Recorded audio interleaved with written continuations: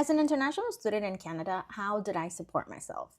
When you apply for a Canadian study permit, as part of the application, you'll need to show proof of funds. And there is a very specific quantity that you have to show. So as of right now, that amount is 22,895 Canadian dollars plus your tuition plus your travel expenses. I also was allowed to work up to what changed since then, but as of now, it's 24 hours per week on or off campus. And that helps to cover some grocery expenses, maybe part of the rent, maybe some miscellaneous expenses, but it's definitely not enough to cover all of your expenses while you're studying. So a combination of my savings and my part-time work is how I supported myself.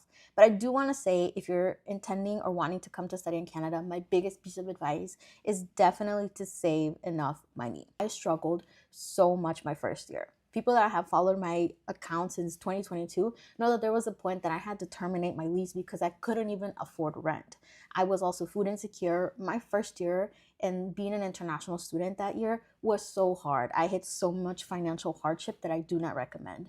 Definitely look for scholarships. Definitely inquire if your school, if your program itself offers scholarships, because that's not something I did. Since I didn't think there was a possibility of me getting into school and definitely not getting the approval for a study permit, I did not invest any time doing that, which is one of my biggest regrets. And being honest and fully transparent, I will share that as of today, this moment of making this video, I am 20,887 US dollars in debt. And keep in mind, I make Canadian dollars now because I live in Canada. So for me, that's $29,074.76. So I am basically $30,000 in debt, and that is not fun. That keeps me up at night.